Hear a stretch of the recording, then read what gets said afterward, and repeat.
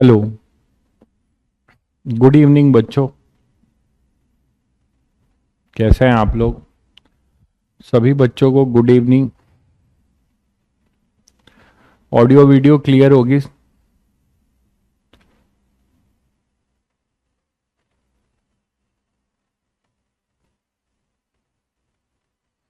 सभी को हैप्पी जन्माष्टमी।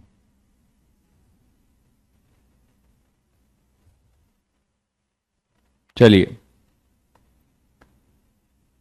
तो बच्चों लास्ट टर्न पे हम लोगों ने एक बहुत ही पावरफुल कॉन्सेप्ट सीखा था, that is point of application of force का डिस्प्लेसमेंट देखना सीख चुके थे। अगर हम point of application of force का डिस्प्लेसमेंट अगर देख पा रहे हैं किसी कांस्टेंट फोर्स के लिए, तो हमारा जो इंटीग्रेशन का क्वेश्चन था वो डायरेक्ट एक ऑब्जेक्टिव क्वेश्चन बन गया था। ठीक है, यही चीज को मैं आपको फील कराना चाहता हूं। जैसे ये क्वेश्चन हम लोग कर रहे थे नॉर्मल मेथड से, है ना, ये हॉरिजॉन्टल फोर्स लग रहा था, तो इसका आंसर सभी बच्चों ने बताया था, ये पूरा एंगल थीटा था। ये जो पूरा एंगल है ये थीटा है ना। तो ये अभी फाइव पे अभी गया है। आप यही बोलोगे कि ये जो है अभी ब्लॉक बॉल जो है कहां पर है? फाइव पर है। ये पेंडुलम अभी कहां पर है? फाइव पर है। और फाइव पे एफ फोर्स इसको पुल करता हुआ ले जा रहा है। तो अगर आप फाइव पे हो, बिल्कुल डीपीपी वन आप कर सकते हैं। डीपीपी वन आप कर सकते हैं। इसी लेक्चर पे बेस था, पहले लेक्चर पे बेस था। पहले लेक्चर को अगर आपने ध्यान से समझा होगा, है ना, वेरिएबल फोर्स का वर्क, तो उसी पे बेस्ड है, आप उसको ट्राई कर सकते हैं। तो यहां पर अपने पास एफ है। तो आप मुझे बताओ कि हर इंस्टेंट पे यहां चैलेंज क्या है आपके साथ? कमेंट करके कोई बच्चा बताएगा कि यहां पर फोर्स है कांस्टेंट बट उसका वर्क वेरिएबल होगा, क्यों? कमेंट करके बताइए कि फोर्स कांस्टेंट है लेकिन इस पाथ के लिए इस फोर्स का वर्क वेरिएबल होगा। अगर आप नॉर्मल मेथड से कहते हैं एफ डॉट डी एस, यही तो करते हो। तो यहां पे एफ डॉट डी एस, तो यहां पे ये वेरिएबल नजर आएगा। इसका रीजन बहुत बढ़िया भाई अदिति, एंगल इज चेंजिंग। हर्ष बहुत बढ़िया, अभिजीत बहुत बढ़िया। तो सभी बच्चों ने सही आंसर दिया है। हर इंस्टेंट पे डीएस और एफ अलग अलग एंगल बना रहे हैं, बिल्कुल। इसीलिए हमें इसको इंटीग्रेट करना पड़ेगा, फंक्शन बनाना पड़ेगा। तो यहां पर अगर आप आ जाओ, इसको मैं आपको अलग से दिखा देता हूं कि अगर आप यहां पर हो किसी फाई पे, है ना, और फाई से थोड़ा सा और इधर आ गया डी फाई। डी फाई बहुत स्मॉल एंगल है। तो अपना डीएस वेक्टर ये था, ये अपना डीएस वेक्टर था।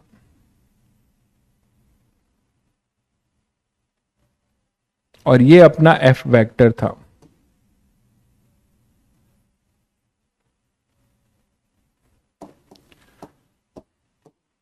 तो ये अपना एफ वेक्टर था, है ना। तो आप डीएस को एफ डॉट डीएस करोगे तो इनके बीच में एंगल कितना है? या फिर आप कंपोनेंट ले लो, है ना, आप या तो फिर इसका कंपोनेंट ले लो, यही है ना, ये फाई। तो आप फाई पे जा रहे हो और ये डी फाई ले रहे हो। तो इस डी फाई के लिए डीएस अपने पास ये है और ये एफ है। तो ये एंगल अगर फाई है ना, और ये अपने पास फिर कितना हो जाएगा? ये 90 है। तो ये अपने पास फिर से फाई हो जाएगा। ये क्लियर है? ठीक है, ये फाई है। तो आप यहां से देख सकते हो भाई, यहां से देख लो, ये फाई तो ये भी फाई, ये 90 माइनस फाई तो फिर से ये फाई, है ना। तो यहां से इधर एफ का एक कंपोनेंट आएगा और वो इस पे वर्क कर रहा होगा। एफ का एक कंपोनेंट इधर होगा और एक कंपोनेंट अलोंग द स्ट्रिंग होगा। तो एफ के दो कंपोनेंट होंगे। ये जो कंपोनेंट होगा एफ का, ये कहलाएगा एफ कॉस फाई और ये होगा एफ साइन फाई। तो एफ कॉस फाई जो है परपेंडिकुलर है, ठीक है। F cos phi F cos phi आपका डीएस के पैरेलल है, एफ साइन फाई परपेंडिकुलर है, तो वर्क कौन करेगा, एफ कॉस फाई। लेकिन यहाँ पे फाई हमेशा बदल रहा होगा, ठीक है। तो आप यही मानोगे कि डीएस के लिए क्या लिखा जाए, डब्ल्यू क्या होगा, एफ के जगह अब क्या होगा, एफ डीएस कॉस फाई, मतलब यहां पे होगा F DS cos phi. F तो कांस्टेंट है तो इंटीग्रेशन साइन के बाहर आ जाएगा, और टोटल वर्क, तो डीएस क्या लिखेंगे, देखो ये एल है और ये डी फाई है, तो आर्क लेंथ की तरह लिख सकते हैं l equal to r theta, l equal to r theta, मतलब ds is equal to, ds को हम ये लिख पाएंगे l into d phi, arc length की तरह लिख रहे हैं भाई। ये डीएस है, ये मान के चल रहे हैं कि ये डीएस है, आर्क में ये डी फाई है, और ये आपका एल है, तो DS is equal to L D phi. ये क्लियर है। चलिए, तो अब यहां पे आप अब जैसे ही ये लिख दोगे तो आपको फंक्शन बन जाएगा, ये एफ एल बाहर आ जाएगा और कॉस फाई डी फाई, इसे आप इंटीग्रेट कर दोगे, तो टोटल इंटीग्रेट करोगे तो टोटल नेट वर्क डन आपको मिल जाएगा। और कहां से कहां इंटीग्रेट करोगे, जीरो से थीटा, तो जीरो से थीटा, तो डब्ल्यू आ जाएगा एफ एल और साइन फाई जीरो से थीटा, तो what is your W, it is F L sine theta, F L sine theta. और यही चीज आपने डायरेक्टली निकाला था, यही चीज आपने डायरेक्टली निकाला था, एफ एल साइन थीटा कैसे निकाल लिया था, डायरेक्ट जो है डिस्प्लेसमेंट का, ये जो आपका ये जो पॉइंट ऑफ एप्लीकेशन है, जितना डिस्प्लेस हो रहा है, तो पॉइंट ऑफ एप्लीकेशन आपका डिस्प्लेस हो रहा है कितना, एफ की डायरेक्शन में कितना है, इधर एफ लग रहा है, यहां पर था यहां पे था, तो ये इधर डिस्प्लेस हुआ, ये अपने पास एल था, तो आपने डायरेक्टली लिख लिया था ना, लास्ट टर्न पे किया था हम लोगों ने, इसी को मैं नॉर्मल मेथड से कर रहा हूं, ये एल है और ये अपना है एल साइन थीटा। तो देखिए आप कितना ज्यादा डिफरेंस है, ठीक है ना, यही चीज मैं आपको समझा रहा हूं, लेकिन आपको दोनों मेथड जानने हैं। हो सकता है कि कहीं कहीं आपको मजबूरी में यही करना पड़े, ये काम ना आए, ठीक है। तो एफ एल साइन थीटा, तो यहां पे आपने ये देख लिया। इसी तरह से आप एमजी के लिए भी देख सकते हैं, इसी तरीके से आप एमजी के लिए आपने निकाला था,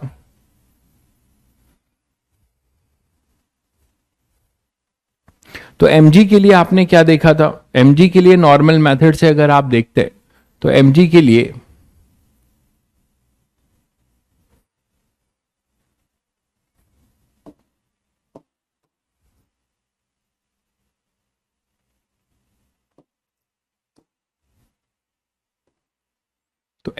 लिए आप क्या देखोगे कि ये पॉइंट ऑफ एप्लीकेशन यहां से यहां मूव हुआ है, तो पॉइंट ऑफ एप्लीकेशन वाले से तो हम लोगों ने कर लिया था, नॉर्मल मेथड से देखिए कैसे करेंगे।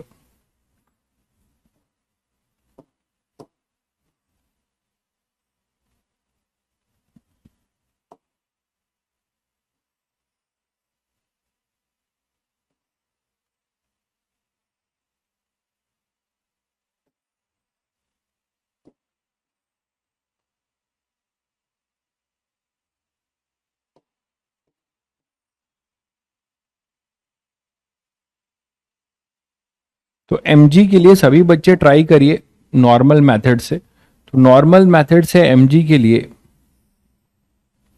क्या होगा, किसी भी इंस्टेंट पे अगर आप आते हो, है ना, किसी भी इंस्टेंट पे आप अगर देखते हो, किसी फाई पर ही, ये मान लो ये फाई है अभी, तो किसी फाई पे अगर आप देखते हो तो एमजी के दो कंपोनेंट होंगे भाई। एमजी का कौन सा कंपोनेंट वर्क करेगा, टेंजेंशियल कंपोनेंट, दिख रहा है सभी को, है ना। मान लो ये अपना फाई है, तो फाई पे गए आप, तो ये एंगल क्या हो जाएगा, सेम वैसे ही है जैसे अभी आपने एफ के लिए किया था। तो इसके दो कंपोनेंट होंगे, एक इस तरफ होगा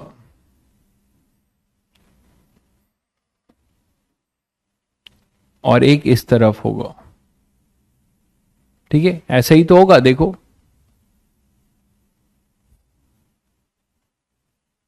ठीक है। तो यहां पे अपने पास क्या हो जाएगा, mg और ये फाई, तो कंपोनेंट लो, इधर आ जाएगा अपने पास फाई, mg cos फाई, और इधर हो जाएगा mg sin फाई। तो अब आपको क्या दिखता है कि mg cos phi is responsible और mg sin फाई। ठीक है, तो आप देखो यहां से mg sin phi, mg cos phi string के लॉन्ग है जो टेंशन के लिए रिस्पॉन्सिबल होगा, बट mg sin फाई जो होगा ये वर्क कर रहा होगा, है ना। डिस्प्लेसमेंट किधर है, देखो डिस्प्लेसमेंट किधर है, इधर है डिस्प्लेसमेंट ds, ds वेक्टर इधर लोगे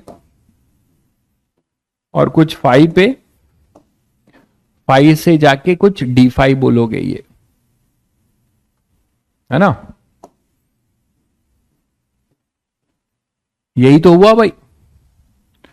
तो अब यहां से आप वर्क dw बता सकते हो, dw ग्रेविटी वो हो जाएगा mg sin phi into ds, लेकिन यहां एक माइनस होगा, यहां पे एक माइनस होगा।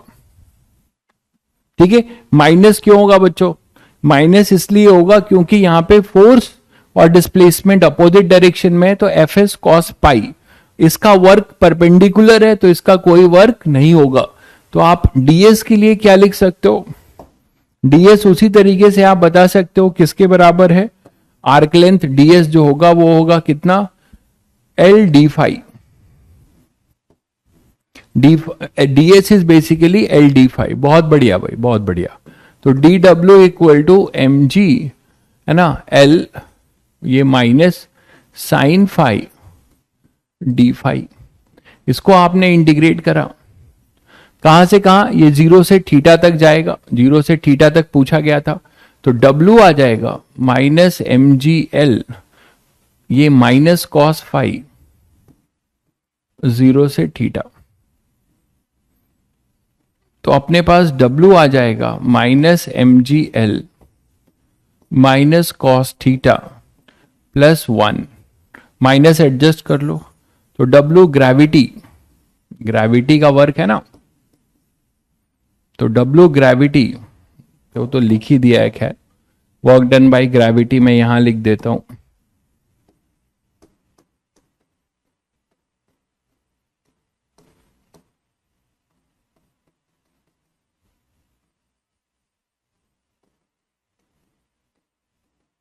तो theta equal to 0 to theta equal to theta, उसके लिए हम वर्क डन बाय ग्रेविटी निकाल रहे हैं नॉर्मल मेथड से। तो यहां से हमें मिलेगा W, अब यहां ग्रेविटी हटा रहा हूं, एडजस्ट कर लो, तो क्या आ जाएगा अपने पास, minus M G l 1 minus cos theta. ठीक है, तो ये हो जाएगा अपना वर्क डन बाय ग्रेविटी, यही आपने डायरेक्ट लिख दिया था, यही आपने डायरेक्ट लिख दिया था। ठीक है, बहुत बढ़िया भाई तनिष्क, आप पढ़ के आए हो, बहुत अच्छी बात है। तो minus M G l 1 minus cos theta, ठीक है, तो ये अपना हो जाएगा ग्रेविटी का वर्क, और यही हमने डायरेक्ट ओरली कर लिया था। प्लस 1 कैसे लिया, अरे कॉस 0 है मेरे भाई, अपर लिमिट होगा कॉस थीटा और lower limit minus of minus, जब लोअर लिमिट 0 करोगे तो ये कॉस है, साइन नहीं है, तो कॉस 0 1 आ जाएगा। ठीक है, कॉस 0 0 नहीं होता, 1 होता है।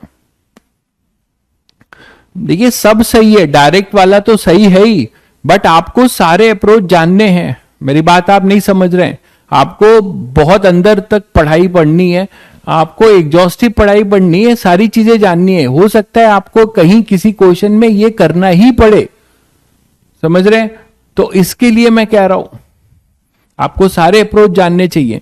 तो ये चीज आपने डायरेक्ट भी बता दिया था, ये चीज आपने डायरेक्ट बताया था ना, कैसे याद करो,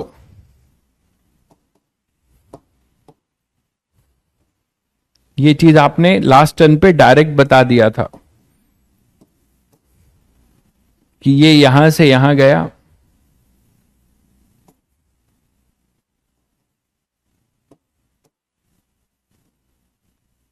ठीक है। तो अपना जो point of application of mg को देखा आपने, तो point of application of mg को देखा था, याद है लास्ट टर्न पे, ये mg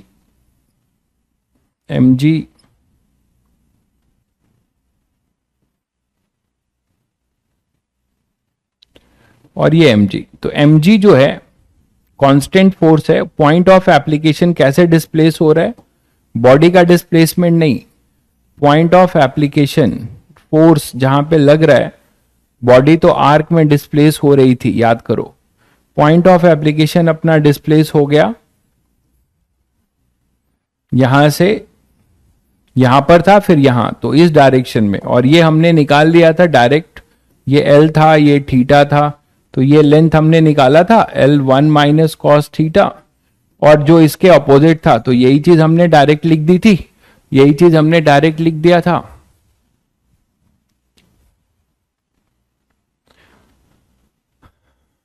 क्लियर है बच्चों? चलिए, तो आपने ये दोनों अप्रोच नॉर्मल मेथड से भी देखा और यहां से भी देखा, तो इसी पे एक क्वेश्चन दे रहा हूं, आप लोग करके दिखाओगे, देखें कितने लोग करते हैं, इसी को ध्यान में रखते हुए कॉन्सेप्ट को। मान लीजिए एक बाउल है,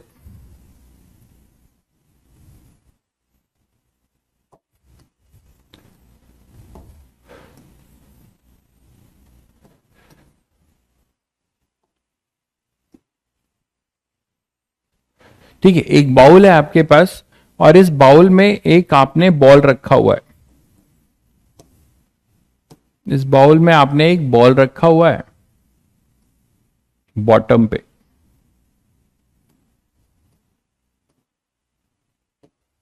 और ये बॉल जो है तीन फोर्सेस के थ्रू लग रहा है, ये बाउल जो है तीन फोर्सेस के थ्रू लग रहा है, और इसको हमें यहां से यहां पहुंचाना है, ये इसका बॉटम है, इसका रेडियस निग्लिजिबल है ना, इसका रेडियस निग्लिजिबल है, पॉइंट है, बहुत छोटा बॉल है, ये रेडियस है आर तुम्हारा, ठीक है। तो आप इसको तीन फोर्सेस लगा रहे हो इसमें, तो इसके तीन फोर्सेस मैं आपको अलग अलग ही दिखा देता हूं, इससे आपको कंफ्यूजन ना हो।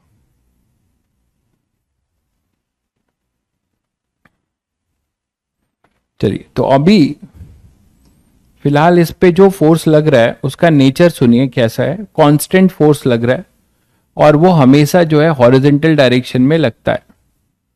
This F is a constant force always acting in the F1, है ना, F1 है, F1 एक कांस्टेंट फोर्स है जो हमेशा कैसा लगता है, हमेशा हॉरिजॉन्टल डायरेक्शन में, ठीक है। या चलो F ही ले लेते हैं, कोई दिक्कत नहीं है, F ले लो।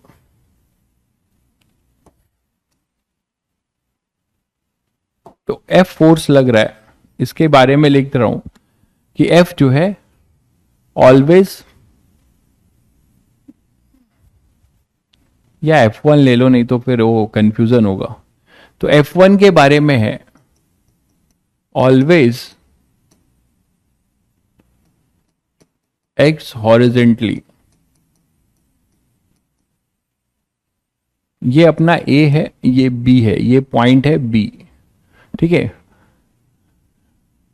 And constant force, and constant force, constant force है, तो आपको बताना है WF1 from A to B, WF1 from A to B। इसके बारे में यह है कि यहां पे एक फोर्स है जो हमेशा जो है पॉइंट B की तरफ डायरेक्ट होता है,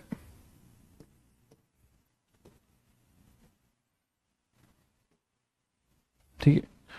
तो ये फोर्स हमेशा जो है कैसा लगता है, हमेशा always directed towards point B, ये फोर्स हमेशा जो है always directed towards point B, ये हमेशा पॉइंट बी की तरफ डायरेक्ट करता है। तो ये फोर्स जो F2 है ना, तो F2 के बारे में है ऑलवेज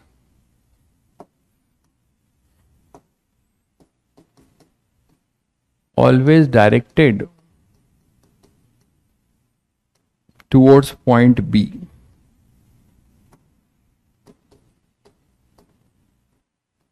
टूवर्ड्स पॉइंट बी, ठीक है, एंड कांस्टेंट फोर्स। तो हमें इसका बताना है W F2 A to B, W F2 A to B, जल्दी बताइए। बहुत बढ़िया भाई सुहैब, क्या बात है, बहुत बढ़िया। क्वेश्चन खत्म होने से पहले आंसर चिपकाया आपने, बहुत बढ़िया। क्या ये सभी बच्चे डायरेक्ट बता सकते हैं? हालांकि ये इतना आसान नहीं है, इसमें भी इंटीग्रेशन करना पड़ेगा। सभी को पता है कि जो बॉल है वो बाउल के कर्व पे ऐसे मूव करेगा। जो ये बॉल है अपना, ये जो अपना बॉल है ना,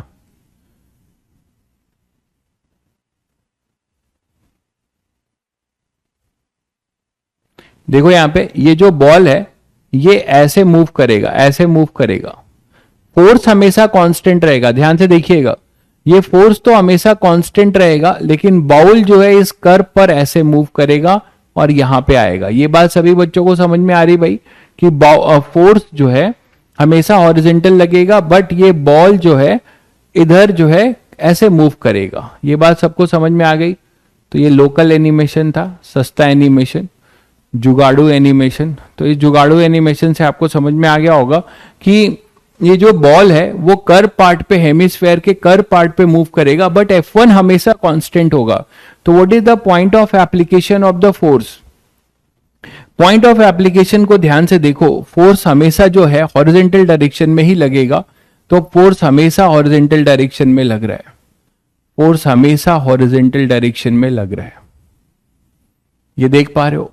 जब ये यहां पहुंचेगा तो आपने क्या देखा कि जो पॉइंट ऑफ एप्लीकेशन है वो हॉरिजॉन्टल डायरेक्शन में मूव कर रहा है, हॉरिजॉन्टल डायरेक्शन में मूव कर रहा है पॉइंट ऑफ एप्लीकेशन। मतलब जब ये यहां पर था तो एक तरीके से ये ऐसे था, जब ये यहां पर हुआ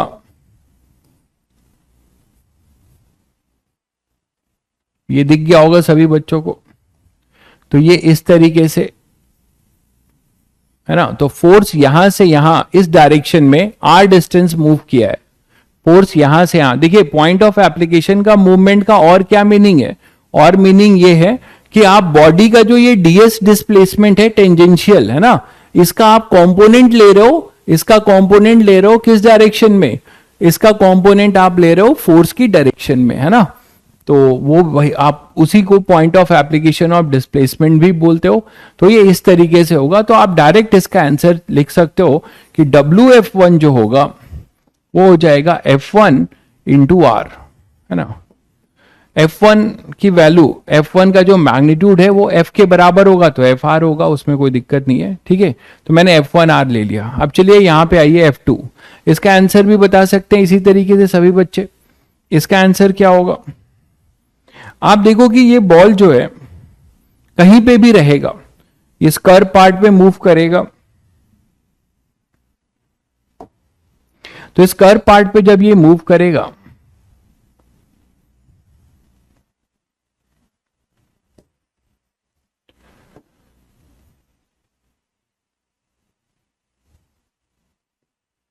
मान लो ये फिर यहां पर है,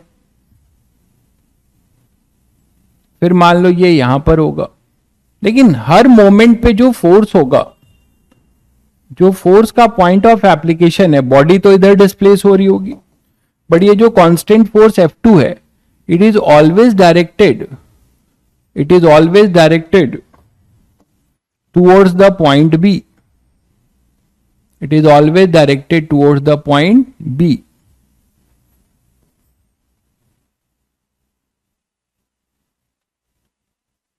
तो F2 जो होगा वो हमेशा इधर ही डायरेक्ट होगा B की तरफ, यहां पे भी यहां होगा तो ये इस तरफ डायरेक्ट होगा। तो हमेशा जो पॉइंट ऑफ एप्लीकेशन है वो B की तरफ डायरेक्ट हो रहा है, मतलब वो इसके पैरेलल है। आप ये देख पा रहे हो, ये जो अपना पॉइंट ऑफ एप्लीकेशन है, ये जो पॉइंट ऑफ एप्लीकेशन है वो हमेशा इस लाइन AB लाइन के पैरेलल है। ये देख पा रहे हो, AB लाइन के पैरेलल है। ये जज कर पा रहे हैं आप लोग कि नहीं? यहां पर अगर हो तो ये देखो, फिर यहां पर है तो ये ऐसे। तो हमेशा जो पॉइंट ऑफ एप्लीकेशन है वो एक तरीके से इस तरीके से डिस्प्लेस हो रहा है। पॉइंट ऑफ एप्लीकेशन हमेशा इस तरीके से डिस्प्लेस हो रहा है, ए बी लाइन के पैरेलल। बहुत बढ़िया भाई, बहुत बढ़िया। तो ये आपका जो पॉइंट ऑफ एप्लीकेशन का डिस्प्लेसमेंट हो गया वो √2r हो गया। तो यहां पे आप डायरेक्ट लिख सकते हैं। हालांकि अगर मैं आपको इसको इंटीग्रेशन से कराऊंगा तो बहुत ही बड़ा एक पेज का ये क्वेश्चन होगा, बहुत खतरनाक क्वेश्चन है। क्यों? क्योंकि यहां दोनों चीज का चैलेंज है। यहां फोर्स अपना एंगल भी, यहां पे तो आप इसको कर सकते हो पेंडुलम वाले से, इंटीग्रेशन से। फाई पे डी फाई अभी अभी किया आपने, अभी अभी आप इसने इसको इंटीग्रेट करके भी किया है पेंडुलम वाले में। एफ का कंपोनेंट लेना है डीएस के लॉन्ग और 0 से π/2 इसको इंटीग्रेट कर देना है। मैं फिर भी करके दिखा देता हूं। बट यहां पे और चैलेंजिंग है, यहां पे और चैलेंजिंग ये है कि आपका जो एंगल है डीएस और एफ का वो भी बदल रहा है ना, ये एंगल और ये एंगल। तो आप अगर इंटीग्रेशन से करेंगे तो आपको इसका पावर समझ में आएगा, जो मैंने आपको कॉन्सेप्ट दिया है। आप इसको यहां डायरेक्ट लिख सकते हो WF2, वो हो जाएगा F2 इंटू √2r। ये इसका आंसर हो जाएगा डायरेक्ट। लेकिन आपने ओरली कर दिया, बट इसको इंटीग्रेशन से एक बार ट्राई मारिएगा तो आपको फील होगा कितने कंस्ट्रेंट्स आएंगे। यहां पे अगर आप इसको इंटीग्रेशन से करना चाहेंगे तो यहां पे इंटीग्रेशन से कर सकते हैं, है ना, एफ का कंपोनेंट लेके और 0 से π/2 इंटीग्रेट करके, है ना, 0 से π/2। ये मैं बता चुका हूं। फाई पे जाओगे, एफ का एक कंपोनेंट डीएस के लॉन्ग होगा और एक परपेंडिकुलर होगा। परपेंडिकुलर का कोई वर्क नहीं होगा, टेंजेंशियल का वर्क होगा। तो यहां से आप 0 से π/2 इसको आप इंटीग्रेट कर दोगे तो आपको मिल जाएगा। तीसरा इसी में मान लीजिए आपसे पूछा जा सकता है कि फोर्स का नेचर है टेंजेंशियल। फोर्स जो लग रहा है वो हमेशा जो है टेंजेंशियल लगता है। फोर्स हमेशा जो है कैसा लगता है? Tangential. F is always acting tangential. Constant force है, इसको आप F3 बोल सकते हो। तो ये हमेशा जो है कैसा लगता है? टेंजेंशियल लगता है।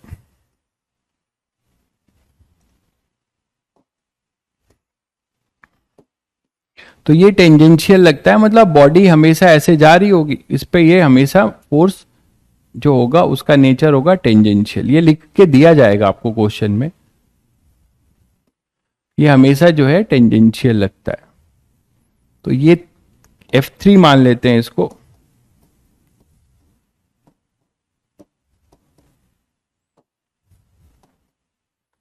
ठीक है, तो ये अपने पास है F3 फोर्स। तो ये भी बता सकते हैं सभी बच्चे इसका वर्क डन क्या होगा।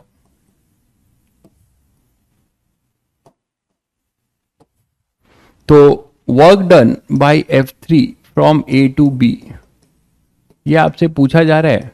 F3 के बारे में एक कांस्टेंट फोर्स ऑलवेज एक टेंजेंशियली। ठीक है, जल्दी बताइए। F3 इंटू आर गलत है भाई, ध्यान से नहीं समझा आपने क्वेश्चन, फिर से ट्राई मारिए। टेंजेंशियल लगता है, टेंजेंशियल, टेंजेंशियल लगता है भाई, टेंजेंशियल लगता है।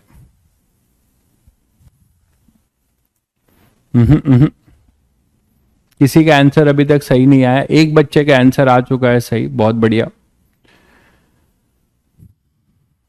ये आप नहीं समझ पा रहे हो कि इसका जो पॉइंट ऑफ एप्लीकेशन है, ये एक ऐसा केस है जिसमें बॉडी का जो डिस्प्लेसमेंट है और पॉइंट ऑफ एप्लीकेशन दोनों सेम है। क्यों भाई?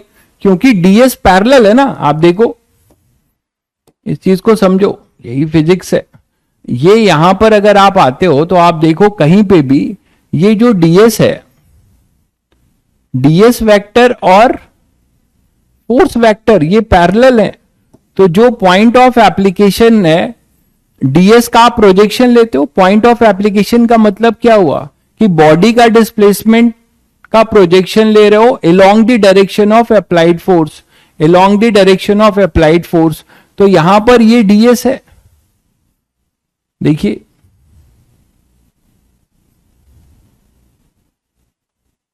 तो डीएस वेक्टर भी पैरेलल ही है ना इसके। ये ds वेक्टर है और f वेक्टर, तो यहां पे आपको क्या दिखता है कि f vector is parallel to ds vector, f vector is parallel to ds vector. तो इसका पॉइंट ऑफ एप्लीकेशन का जो डिस्प्लेसमेंट है वो वही है जो बॉडी का डिस्प्लेसमेंट है। तो कभी भी बच्चों आप लोगों को ये क्लियरिटी आ जाना चाहिए, जो आप 9th क्लास में पढ़े थे या बचपन में पढ़े थे, कि force into displacement of body. तो डिस्प्लेसमेंट ऑफ बॉडी नहीं होगा, डिस्प्लेसमेंट ऑफ बॉडी तभी होगा जब फोर्स और डिस्प्लेसमेंट पैरेलल होंगे। तो जब आप छोटे थे तो केवल ऐसे क्वेश्चंस करते थे, एफ और इधर एस है, तो यही बॉडी का भी डिस्प्लेसमेंट है और यही पॉइंट ऑफ एप्लीकेशन का भी डिस्प्लेसमेंट है। तो आप हमेशा सही होते थे, एफ इंटू एस कर देते थे, यही बॉडी का डिस्प्लेसमेंट है और यही पॉइंट ऑफ एप्लीकेशन का भी डिस्प्लेसमेंट है। लेकिन अब आप बड़े हो गए हो, उतने बड़े नहीं हुए हो, लेकिन धोखे से आप आईआईटी की तैयारी कर रहे हो, तो आपको इस बात को जानना पड़ेगा, आपको ये जानना पड़ेगा कि कब जो है फोर्स पॉइंट ऑफ एप्लीकेशन जो है बॉडी का डिस्प्लेसमेंट बन जाता है। मतलब पॉइंट ऑफ एप्लीकेशन का मतलब वही है कि displacement of the body along the direction of applied force. तो displacement of the body along the direction of applied force कब होगा? जब ये पैरेलल होगा। तो यहां पे आप बोल सकते हो कि displacement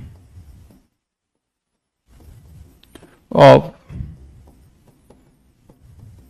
point of application of force is same as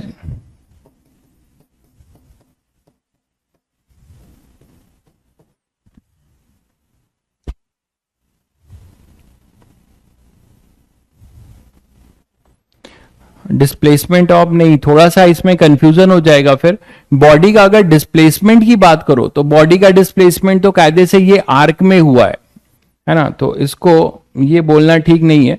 displacement f is parallel to ds, ठीक है, f is parallel to ds है, तो displacement of point of application of force is same as displacement of body बोलना ठीक नहीं है, क्योंकि सभी बच्चे समझ रहे हैं कि डिस्प्लेसमेंट ऑफ बॉडी तो √2r है, ठीक है, तो वो थोड़ा सा गड़बड़ हो जाएगा।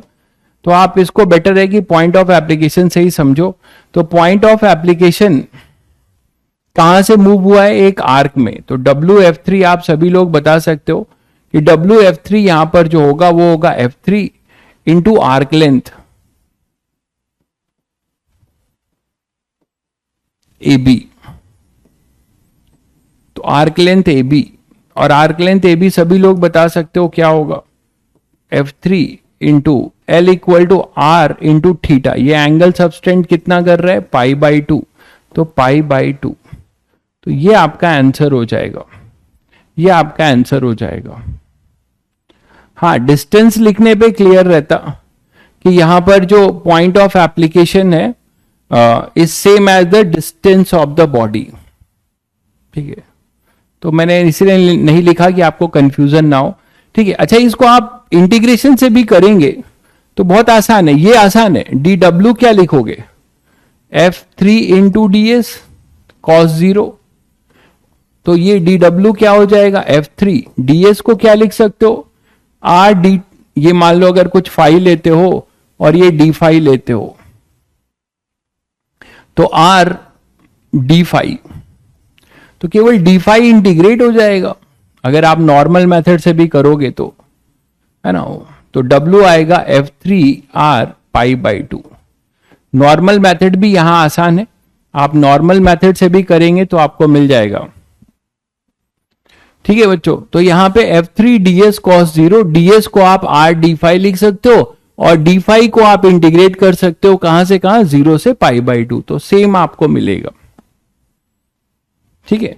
तो आप ये भी कर सकते हो, ये भी कर सकते हो, तो यहां पे इक्वली दोनों कंफर्टेबल हैं, तो आप दोनों में से कोई भी मेथड यूज कर सकते हो। तो सभी को क्लियर हो रहा है कि क्या हमने अप्रोच अभी सीखा है? चलिए,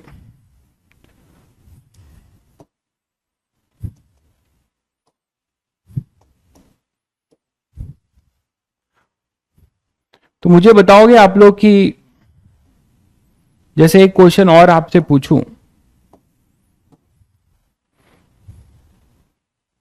कि मान लो आपके पास एक हेमिस्फेयर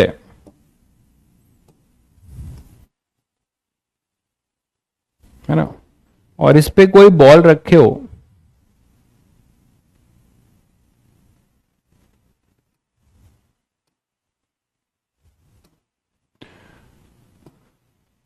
और ये बॉल मान लो यहां से यहां आ जाता है, ठीक है, ये बॉल जो है यहां से यहां आ जाता है, बॉल का रेडियस नेग्लिजिबल है, बॉल का रेडियस नेग्लिजिबल है,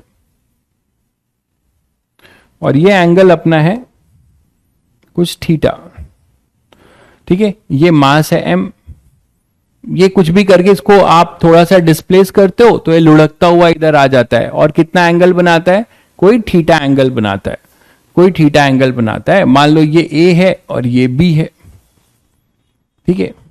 तो अब मुझे आपको बताना है मतलब work done by mg A to B on the ball, work done by mg, work done by normal reaction, work done by normal reaction, यही दो फोर्स लग रहे हैं, देख ही रहे हो, ठीक है। तो यही दो फोर्स लग रहे हैं। मेथड 1 रिपीट, क्या रिपीट करूं बताइए, ये रिपीट करूं कि ये टेंजेंशियल लग रहा है, तो टेंजेंशियल लग रहा है इसका मतलब क्या हुआ, देखो हमेशा पॉइंट ऑफ एप्लीकेशन ऐसा है ना टेंजेंट में, तो पॉइंट ऑफ एप्लीकेशन जब ये बॉडी जब ऐसे मूव हुई है तो बॉडी का जो डिस्टेंस है वो उसी डायरेक्शन में पूरा total point of application move किया है, तो यही डिस्टेंस, ये डिस्टेंस आपने लिख लिया जो आर्क लेंथ के बराबर होगा, क्वार्टर आर्क के बराबर, ठीक है। और ये इंटीग्रेशन वाला तो क्लियर होगा, F dot D S parallel है तो ds को मैंने इंटीग्रेट कर दिया, बाकी सब कांस्टेंट है। नहीं, √2r नहीं है भाई सोहेब, √2r तब है जब ये सीधा b पे डायरेक्ट हो रहा था, इस सेकंड केस वाला √2r होगा। आपने क्वेश्चन नहीं समझा, ये ऑलवेज टेंजेंशियल लग रहा है, ये ऐसे टेंजेंशियल लग रहा है, तो जब टेंजेंशियल लग रहा है तो आप बताओ कि टेंजेंशियल लग रहा है तो पूरा पॉइंट ऑफ एप्लीकेशन इस आर्क में मूव हुआ है, इस आर्क में। आई थिंक क्लियर हो गया होगा। चलिए इस क्वेश्चन का जवाब दीजिए जल्दी, ये क्वेश्चन जो है जल्दी से बताइए, ये मैं सभी लोग से चाहूंगा कि सभी आंसर दें, जल्दी बताइए। mg का वर्क लिखना है तुम्हें, mg एक कांस्टेंट फोर्स है, इसका वर्क लिखना है।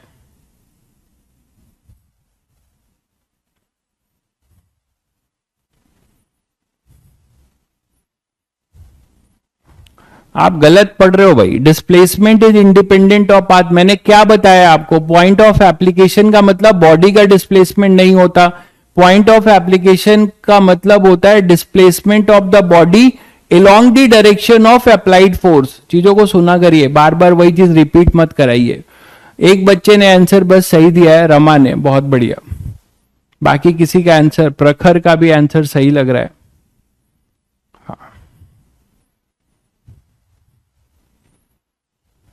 ठीक है, चलिए तो अब यहां पे सभी बच्चे बता सकते हैं कि यहां पे इसका मोशन इधर हो रहा है। अगर आप इंटीग्रेट करके करेंगे तो काफी लंबा जाएगा, आप डायरेक्ट कर सकते हैं।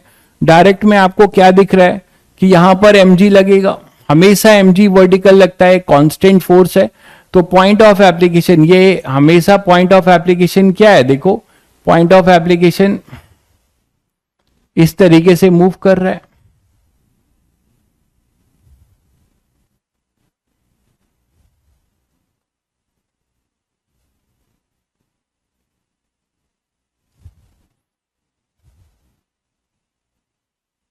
है ना। तो mg हमेशा जो है इस तरीके से मूव करेगा। तो जब बॉडी इधर से इधर हुआ तो पॉइंट ऑफ एप्लीकेशन यहां से यहां पर आया, तो कितना डिस्प्लेस हुआ। आपको ऐसे में आपको आइडिया लग गया होगा कि फोर्स की डायरेक्शन में देख लेना है कितना इफेक्टिव डिस्प्लेसमेंट है, उसी को हम बोल रहे हैं displacement of the body along the direction of applied force, and that is called your point of application of force. तो आप सभी बच्चे बहुत आसानी से बता सकते हो कि mg यही तो है ना यार,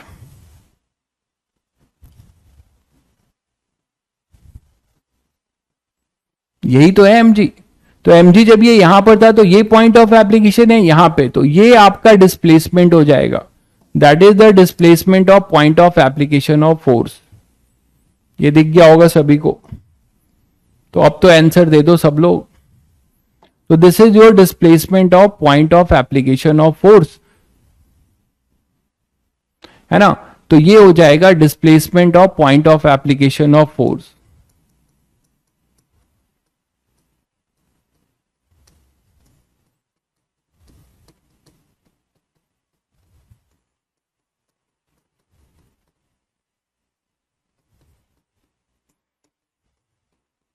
और डिस्प्लेसमेंट ऑफ बॉडी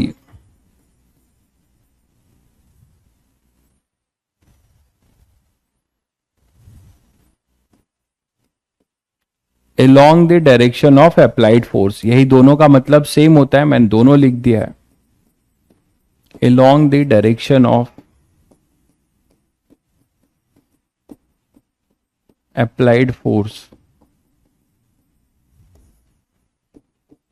है ना। तो ये चीज आप डायरेक्ट यहां से देख पा रहे हो, ये r है, ये डिस्टेंस हो जाएगा r cos थीटा, और ये पूरा r है, तो ये डिस्टेंस कितना हो जाएगा, ये y है, तो y कितना हो जाएगा r minus r cos theta, that is y is equal to r1 minus cos theta. ठीक है, और इसी को आप सीधे सीधे mg से मल्टीप्लाई कर देंगे। और बात एक और समझिए, ये पॉजिटिव है कि नेगेटिव, ये भी तुम्हें ध्यान रखना है। ये पॉजिटिव है क्योंकि जिस डायरेक्शन में पॉइंट ऑफ एप्लीकेशन है, डिस्प्लेसमेंट पॉइंट ऑफ एप्लीकेशन का उसी डायरेक्शन में है। किस डायरेक्शन में है, अप्लाइड फोर्स की डायरेक्शन में। तो यहां पे प्लस लिखा जाएगा mgr1 minus cos theta, positive work done करेगा। नॉर्मल रिएक्शन का वर्क क्या होगा, नॉर्मल रिएक्शन का वर्क किसी ने नहीं बताया। What is the work done by normal reaction, the work done by normal reaction is, जल्दी बताइए, नॉर्मल रिएक्शन हमेशा कैसा लगेगा, इस तरीके से। तो नॉर्मल रिएक्शन ऑब्वियसली अलग अलग होगा, ये ध्यान रखिएगा। नॉर्मल रिएक्शन की वैल्यू फिक्स नहीं होगी, नॉर्मल रिएक्शन की वैल्यू फिक्स नहीं होगी, नॉर्मल रिएक्शन बदलेगा, क्योंकि सभी बच्चे सर्कुलर मोशन पढ़ चुके हैं। सर्कुलर मोशन में ये वेलोसिटी लेकर आएगा, इस पे हम अभी बात करेंगे आगे, ठीक है। लेकिन ये सभी को पता है कि जो भी नॉर्मल रिएक्शन होगा हर मोमेंट पे वो जीरो होगा, क्योंकि नॉर्मल रिएक्शन हमेशा डिस्प्लेसमेंट के क्या लग रहा है, परपेंडिकुलर। नॉर्मल रिएक्शन हमेशा डिस्प्लेसमेंट के क्या लग रहा है, परपेंडिकुलर लग रहा है। ये तो देख पा रहे हो आप लोग, ये देख पा रहे हो सभी लोग। तो नॉर्मल रिएक्शन जो भी होगा वो हमेशा डिस्प्लेसमेंट के क्या होगा, परपेंडिकुलर होगा। इधर है डिस्प्लेसमेंट, अभी डिस्प्लेसमेंट इधर है, अभी डिस्प्लेसमेंट इधर है। तो आप सभी को दिख रहा होगा कि normal reaction is always perpendicular to displacement. यहां पे हर जगह पे अलग अलग होगा, लेकिन जो भी होगा वो हमेशा जो है इसके परपेंडिकुलर होगा, तो वर्क डन हमेशा जीरो होगा। तो नॉर्मल रिएक्शन का वर्क डन जीरो होगा। ठीक है भाई, नॉर्मल रिएक्शन परपेंडिकुलर है डीएस के, वो हमेशा परपेंडिकुलर होगा। ठीक है, चलिए चलिए अब आगे बढ़ते हैं, कुछ स्पेशल टाइप के फोर्सेस के वर्क की बात करते हैं। आईटी ने पूछा भी है, ठीक है। तो कुछ स्पेशल टाइप के लिए आपको मजेदार क्वेश्चंस करा रहा हूं। याद है मैंने आप लोगों को सर्कुलर मोशन में बताया था एक थीटा कैप और आर कैप, याद करो सभी लोग फिर से। मैंने आपको बताया था कि कोई पार्टिकल अगर सर्कुलर मोशन करता है तो उसके पास दो यूनिट वेक्टर है, उसके पास दो यूनिट वेक्टर है, याद करो, दो यूनिट वेक्टर बताया था, याद है सभी को।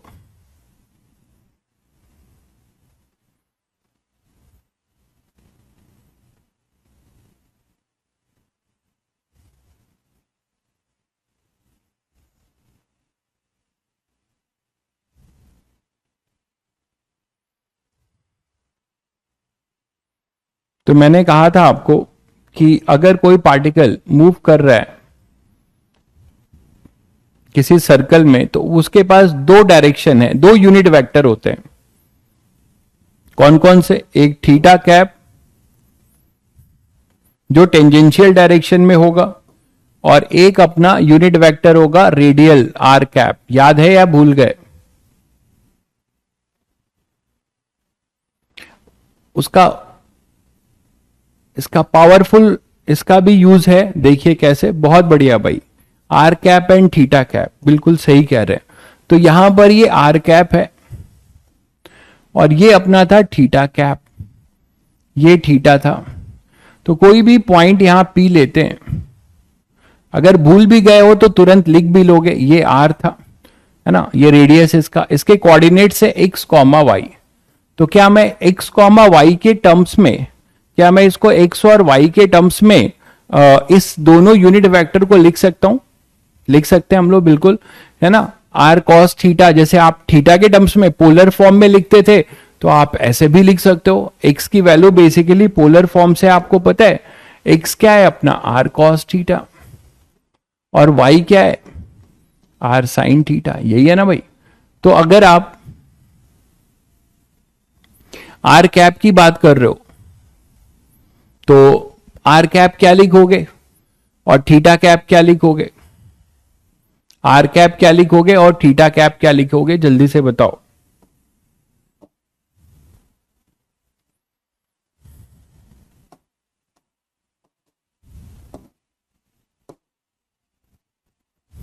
तो देखो, दोनों म्यूचुअली परपेंडिकुलर होते थे, ये भी याद है आपको। Theta cap and r cap are mutually perpendicular, एक रेडियल डायरेक्शन में और दूसरा टेंजेंशियल डायरेक्शन में। एक रेडियल डायरेक्शन में होता था और एक टेंजेंशियल। तो आप मुझे बताओ कि मैं क्यों बता रहा हूं अभी, किस टाइप के क्वेश्चंस के लिए आपको रिकैप करा रहा हूं, अभी पता चलेगा। अब मुझे ये बताओ कि अगर आप इसका दोनों का यूनिट वेक्टर एक्स और वाई के टर्म्स में लिखना चाह रहे हो तो क्या लिखोगे? एक्स और वाई के टर्म्स में लिखना चाह रहे हो तो क्या लिखोगे?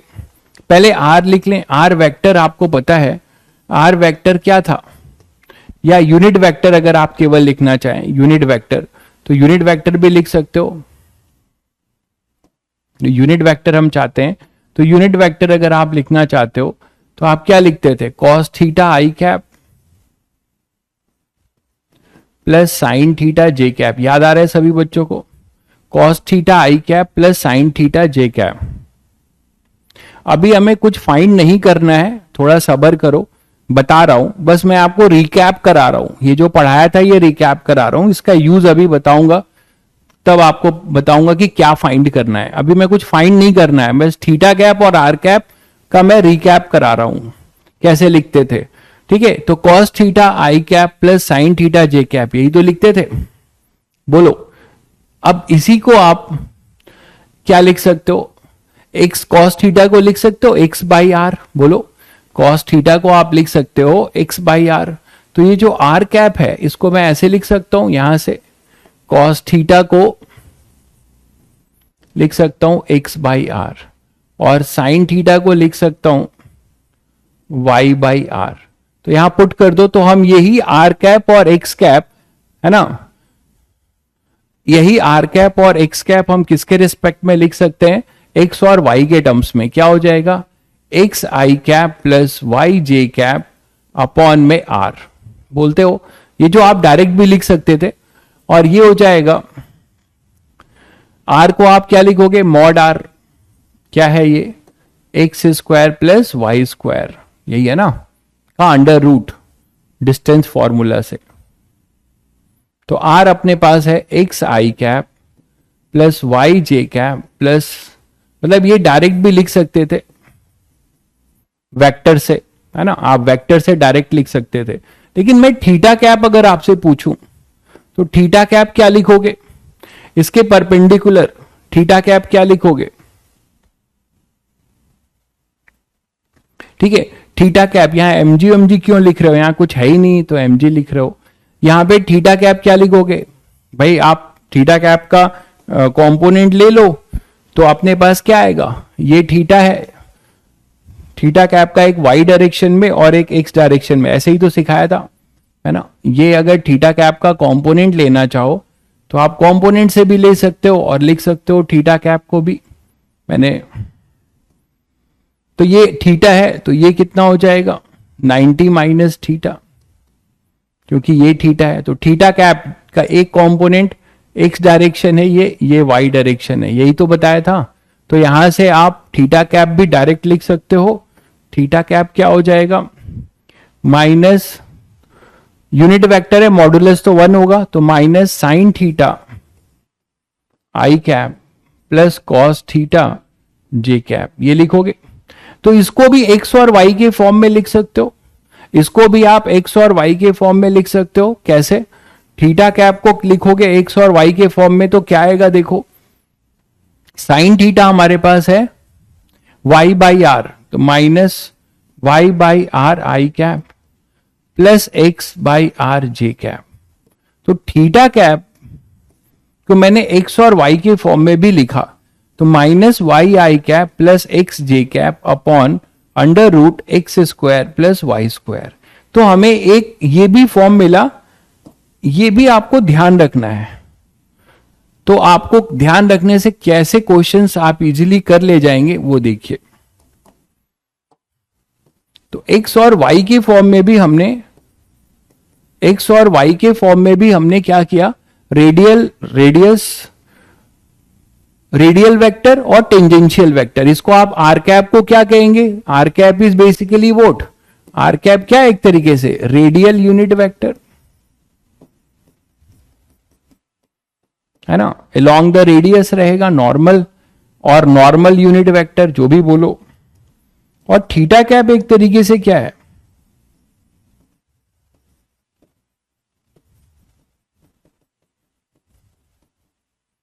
थीटा कैप क्या है, थीटा कैप हमारे पास है टेंजेंशियल यूनिट वेक्टर।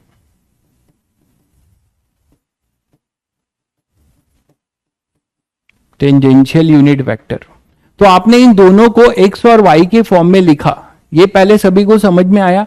ये मैं आपको सर्कुलर मोशन में करा चुका हूं जब टेंजेंशियल और रेडियल एक्सेलरेशन डिराइव कर रहे थे, है ना, यहीं से मैंने सब कुछ डिराइव किया था। तो इसी थीटा कैप और आर कैप को मैंने एक्स और वाई के फॉर्म में लिख लिया। अब इसको इस कॉन्सेप्ट वर्क डन में कैसे पूछा जा सकता है वो सुनिए। क्वेश्चन मान लीजिए आपके पास आया ऐसा, find work done bye a force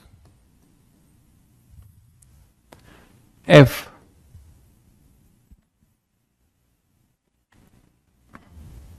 find work done by a force F if particle is moving in a circle of radius r। तो पहले पार्ट में F के बारे में दिया गया है, F की वैल्यू है x i cap plus y j cap upon में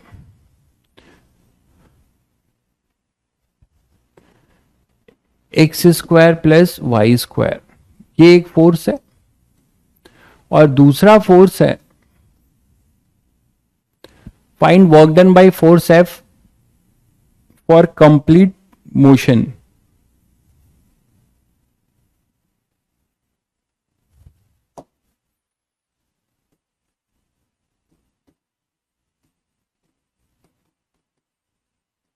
वन कंप्लीट रोटेशन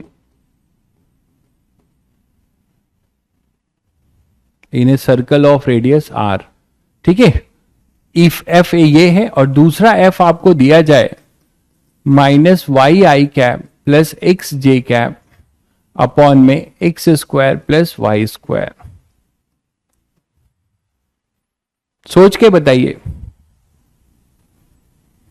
जल्दी से, क्या आप ये काफी बेहतरीन क्वेश्चन है, लेकिन अगर आपने ये कॉन्सेप्ट आपके दिमाग में है रेडियल और टेंजेंशियल वाला, उसको मैं हिंट दे रहा हूं, तो क्या सभी बच्चे ये क्वेश्चन तुरंत कर सकते हैं?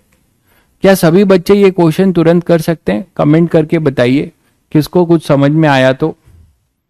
आंसर किसी को कुछ समझ में आ रहा है तो कमेंट करके बताएंगे। ये अपना कोई पार्टिकल है जो इस सर्कल में मूव करेगा।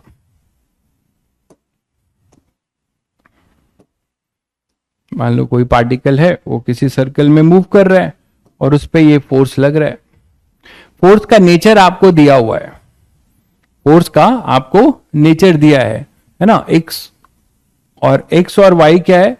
एक्स और वाई अपने कोऑर्डिनेट है, ये ऐसे दिया होगा। तो वो फंक्शन है, फोर्स वेरिएबल है और वो फंक्शन है। दिख रहा है सभी बच्चों को, है ना। पहले का वर्क डन 0 होगा because force is perpendicular to displacement. बहुत बढ़िया, बहुत बढ़िया भाई, बहुत बढ़िया। इसको अगर आप ढंग से वेक्टर जिसको आता है वो तुरंत कर लेगा। आप अगर इसको थोड़ा देखो मगर प्यार से, तो इसको आपको समझ में आएगा कि ये एक रेडियल फोर्स है। और ये फोर्स कैसा फोर्स है? सेकेंड वाला। फर्स्ट का 0 होगा, काफी बच्चे बता रहे हैं, बिल्कुल सही बता रहे हैं। तो क्या सभी बच्चे ये समझ पा रहे हैं कि पहला एक रेडियल फोर्स है? इसको अगर हम थोड़ा सा मैनिपुलेट करके लिखें तो इसको और हम क्या लिख सकते हैं? एफ वेक्टर इक्वल टू, देखो जरा, मान लो कहीं ये फोर्स यहां पे लग रहा है और ये कोऑर्डिनेट है यहां पर, ये एक्स कॉमा वाई ये है ना। तो अभी अभी जो मैंने तुम्हें बताया इसको देखकर भी समझ पाओगे कि ये जो है रेडियल फोर्स है और ये टेंजेंशियल फोर्स है। ये चमका सभी बच्चों को? ये टेंजेंशियल फोर्स है। तो ये सब क्वेश्चन आप जो लोग शायद छोड़ देंगे वो आप देखकर टिक करके आएंगे। तो यहां पे अपने पास होगा x i cap plus y j cap. इसको थोड़ा ऐसे लिख सकते हैं क्या?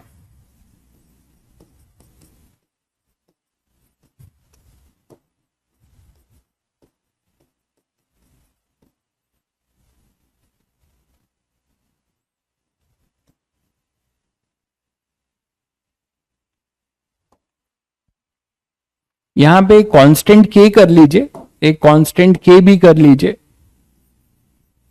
एक कांस्टेंट के भी कर लीजिए, है ना। उसकी वैल्यू बताएगा वो। कांस्टेंट के is a constant, positive constant है।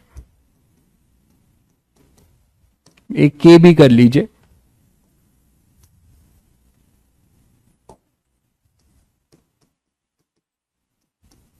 ठीक है, चलिए। तो अब बताइए मुझे कि आपने इसको ऐसे स्प्लिट कर दिया तो ये आपको क्या बता रहा है? ये एक तरीके से आर ही तो है, जिस रेडियस में ये मूव कर रहा है इसका ये डिस्टेंस फॉर्मूला से ये डिस्टेंस ही तो है भाई, x square plus y square. और ये अभी अभी मैंने बताया ये एक तरीके से ये क्या हो जाएगा? Radial unit vector r cap. अभी अभी मैंने आपको इसीलिए ये चीज रिकैप कराई है कि आप सभी बच्चों को अच्छे से समझ में आ जाए, बहुत लोग भूल चुके थे। तो ये अगर आर कैप है और ये होगा थीटा कैप, और थीटा कैप और आर कैप, देखो कई बच्चों ने आंसर दे दिया। जो सेकंड वाला है ये बहुत ही अच्छा क्वेश्चन है, लेकिन आप अगर कॉन्सेप्ट जानते हैं तो चीजें इजीली हो जाएंगी। आप देखिए, तो यहां पर क्या हो जाएगा कि ये अपने पास हो जाएगा के, इसे आप आर लिख सकते हो, तो के बाई आर, है ना। और इसको माइनस दे रहा हूं, माइनस भी ले सकते हो, तो आपका माइनस मैं दे रहा हूं जिससे कि थोड़ा सा आपको ये समझ में आए कि सेंट्रीपिटल टाइप हो जाएगा। इसको मैं माइनस भी दे रहा हूं, तो यहां पे एक माइनस भी ले लो। अब ये देखो, कुछ लोग बोलेंगे सर आप प्लस माइनस करते रहते हो, कंफ्यूज है। भाई क्वेश्चन जो बनाया जाएगा तो क्वेश्चन में आपको ये दिखेगा तभी क्वेश्चन बनेगा। यहां पे क्वेश्चन मैं कई बार क्लियर कर चुका हूं कि यहां क्वेश्चन आप मेरे साथ बनाते हो, मेरे साथ सॉल्व करते हो। एफ यहां पे माइनस के है तो ये माइनस के लिख दिया। आप प्लस के भी लेके चलोगे कोई दिक्कत नहीं है, फोर्स रेडियली आउटवर्ड लगेगा तो वो थोड़ा सा मतलब लॉजिकल नहीं होगा ना, क्योंकि अगर सर्कुलर मोशन कर रहा है तो there must be a centripetal force, तो इसीलिए मैंने माइनस ले लिया। तो माइनस के बाई आर, और इसे आप क्या लिख सकते हो, इसे क्या लिख सकते हो, आर कैप, इसे लिख सकते हो आर कैप। तो आप देख के बता पा रहे हो कि जो आपका फोर्स है उसका मैग्नीट्यूड है के बाई आर, और उसकी जो डायरेक्शन है वो आर के अपोजिट है, वो आर के अपोजिट है। इसका मतलब ये सेंट्रीपिटल फोर्स की तरह एक्ट कर रहा है, हमेशा परपेंडिकुलर होगा, ठीक है। तो इसका वर्क डन आपसे पूछा जाए कितने भी रोटेशन में, 2 rotation, half rotation, theta rotation, तो आप क्या करोगे, तो आप यहां से आप बोल सकते हो कि इसका जो वर्क डन होगा, work done by this F, है ना, वो आप बता सकते हो वो 0 होगा। आप ओरली बता सकते हो, है कि नहीं भाई, क्योंकि ये एक रेडियल फोर्स है। यहां से आप समझ रहे हो कि this force is radial, radial force always perpendicular to displacement, radial force है ना, ये रेडियल फोर्स है, तो always perpendicular to displacement. Clear है बच्चों। अब अगर यहां आते हो तो अभी अभी आपने देखा कि मान लो ठीक है, अब आप बोलो सर ये तो अभी देखा है, आगे कैसे याद रहेगा, तो आगे आपको नहीं याद है ये चीज की थीटा कैप है, तो आप यहां पे ये अगर थीटा है तो कंपोनेंट में ब्रेक करके लिख तो लोगे ना, कंपोनेंट में, हालांकि ये अब याद रहे तो बेटर है बिल्कुल, लेकिन आप कंपोनेंट में ब्रेक करके लिख लोगे, आपको ये चीज मिल जाएगा, जैसे अभी अभी प्रूफ कराया मैंने आपको। तो यहां से आप बता सकते हो कि इसको थोड़ा सा हम रीअरेंज करें कि अपॉन में under root x square plus y square, और इसे लिख सकता हूं minus y i cap plus x j cap upon under root x square plus y square.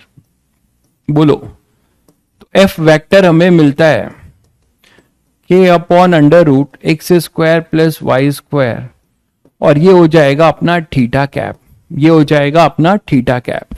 तो सभी को समझ में आता है कि यहां पर के बाई आर थीटा कैप, के बाई आर थीटा कैप दिख रहा है बच्चों।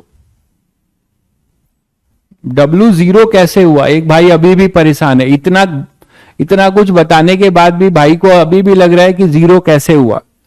अब उनके लिए मैं क्या ही बोल सकता हूं, अरे यार रेडियल फोर्स है भाई, इतना सब कुछ क्लियर कट बता दिया कि फोर्स की जो डायरेक्शन है, फोर्स हमेशा जो है कैसा लग रहा है, परपेंडिकुलर लग रहा है। रेडियल का मतलब समझते हैं, हमेशा परपेंडिकुलर लग रहा है। तो जब परपेंडिकुलर लग रहा है तो आपका वर्क डन हमेशा इसमें 0 होगा, ये आपने प्रूफ किया ना। देखिए फोर्स का जो डायरेक्शन है वो आर कैप की डायरेक्शन में है, माइनस आर कैप की डायरेक्शन में है। बेटर है आप इसको ऐसे लिख लो यार, लेकिन दुखी करते हैं यार, बहुत बच्चे यहाँ पे बहुत दुखी करते हैं, उनका लेवल नहीं है, उनको मतलब कुछ और सोचना चाहिए।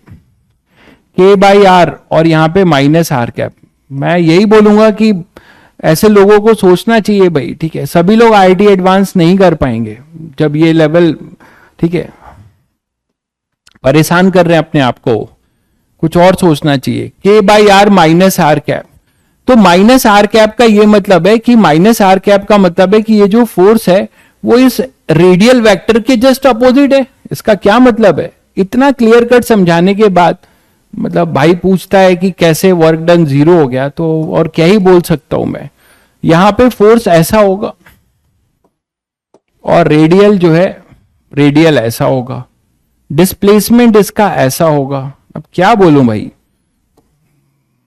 सब लोग आईटीएन बन जाएंगे, कोई जरूरी नहीं है, अच्छा कर सकते हैं कुछ भी करके।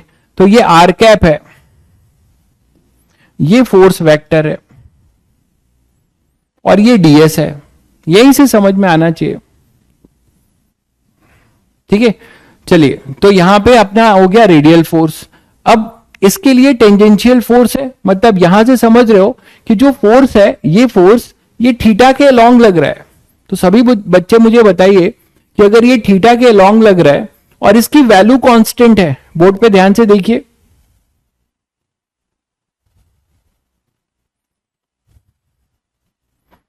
ठीक है, यहां पर अपने पास ये थीटा कैप के पैरेलल है, दिख रहा है। इसका क्या मतलब है, इसको भी अगर मैं यहां पे समझा दूं, इतने डायग्राम बनाता हूं एक एक चीज कि कम से कम आप क्लियर कट समझ लो। लेकिन देखिए लेवल की चीज पढ़ेंगे तो आपको खुद भी इंटरेस्ट रखना पड़ेगा, अपना लेवल हाई करना पड़ेगा, ठीक है। बाकी आप फर्जी चीज पढ़ रहे हैं तो आपको लग रहा है कि आप एडवांस की तैयारी कर रहे हैं, तो वो आपको बस लग ही रहा है, ठीक है। देखो ये है अपने पास फोर्स एफ, तो इधर अपने पास थीटा कैप भी होगा, फोर्स इधर होगा, और इधर ही अपना थीटा कैप भी होगा, और ये फोर्स वेक्टर भी इधर होगा, ये है थीटा। शायद समझ गए। तो आप मुझे बताओ कि इस फोर्स का जो मैग्नीट्यूड है के बाई आर, आर तो रेडियस है, कांस्टेंट है, तो फुल रोटेशन में कितना वर्क होगा, फुल रोटेशन में कितना वर्क होगा। ये यहां से मान लो यहां से गया और यहीं पे फिर से आ गया, तो थीटा कितना हो जाएगा, ठीक है। थीटा आप थीटा ही तो इंटीग्रेट होगा, बाकी के बाई आर तो कांस्टेंट रहेगा। तो बिल्कुल बहुत बढ़िया, आप डायरेक्ट लिख सकते हो, टोटल होगा 2 पाई, तो फोर्स कांस्टेंट फोर्स है, तो इसका वर्क क्या हो जाएगा, सेकेंड पार्ट का वर्क हो जाएगा k by r into 2 pi r, theta हो जाएगा फॉर फुल रोटेशन। एक के लिए पूछा है, 2 के लिए पूछेगा, 3 के लिए तो आप यहां से बता सकते हैं फॉर फुल रोटेशन। तो यहां से आपको क्या मिलता है, के इंटू 2 पाई आ, बस के इंटू 2 पाई जूल, के इंटू 2 पाई जूल, दिख गया बच्चों, के इंटू 2 पाई जूल। ये समझ में आया। अब एक बात बताओ जरा कि रेडियल फोर्स का वर्क पूरे फुल टाइम में 0 है, टेंजेंशियल फोर्स जो कांस्टेंट है उसका वर्क आपको मिलेगा, क्योंकि जिधर फोर्स है, मैंने ये बनाया है, जिधर फोर्स है उधर ही डिस्प्लेसमेंट है, जिधर फोर्स है उधर ही डिस्प्लेसमेंट है ना। तो फोर्स पैरेलल टू डिस्प्लेसमेंट है एक तरीके से। इस केस में फोर्स ये थीटा कैप की डायरेक्शन में और डीएस भी इधर ही होगा, तो फोर्स पैरेलल टू डिस्प्लेसमेंट है। ये सभी लोग देख पा रहे हो। तो शायद जिनको समझना होगा वो समझ गए होंगे, और जिनको नहीं समझ पाए वो नहीं समझ पाएंगे फिर। ये क्लियर है सभी को, इधर ही थीटा कैप भी है, ये क्लियर है सभी को, के इंटू 2 पाई, बिल्कुल। तो के इंटू 2 पाई जूल हो जाएगा अपना वर्क, ठीक है। अब एक इंटरेस्टिंग बात सुनो, एक इंटरेस्टिंग बात सुनो, वो ये है कि चलो अच्छा एक क्वेश्चन और कर लेते हैं जो जेई एडवांस ने पूछा है। आप जेई एडवांस ने क्वेश्चन पूछा था, मुझे याद नहीं कि कब पूछा था, लेकिन जेई एडवांस का एक क्वेश्चन है इसी टाइप का। वो था F is equal to k x i cap x square plus y square की पावर 3/2। इसको देख के लोग डर गए थे ना, x upon x square plus y square की पावर 3/2। आप PYQ में देखेंगे तो आपको ईयर भी मिल जाएगा, ऐसे ही कुछ था, upon y upon x square plus y square की पावर 3/2 जे कैप, ये था, ठीक है। और इसका आपसे पूछा गया था work done, find work done by this force F। ये जो इस टाइप का जो फोर्स F लग रहा है, इसका आपसे जो है वर्क डन पूछा गया था। थोड़ा आप ट्राई मारिए जल्दी से, पानी पी लूं।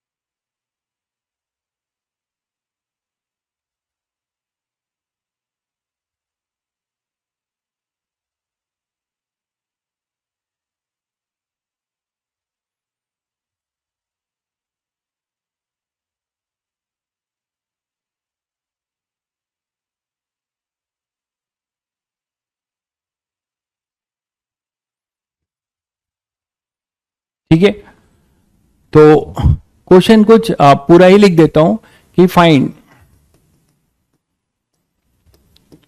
Work done by force F on a particle of mass m when particle moves along a circle of radius r from of radius a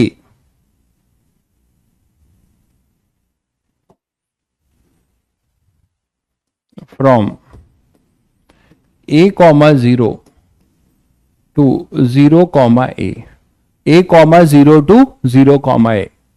तो बच्चों ने पूरा क्वेश्चन भी नहीं सुना, आंसर बता दिया, तो दैट इज द थिंग, है ना। तो अब सभी बच्चे अब ये बता सकते हैं कि एक सर्कल में कोई पार्टिकल मूव कर रहा है,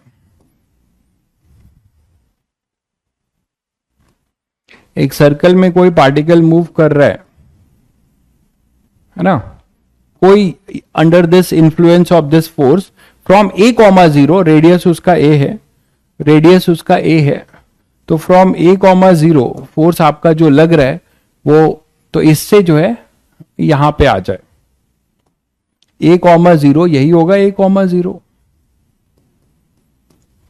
है ना, to 0 comma a, to 0 comma ए।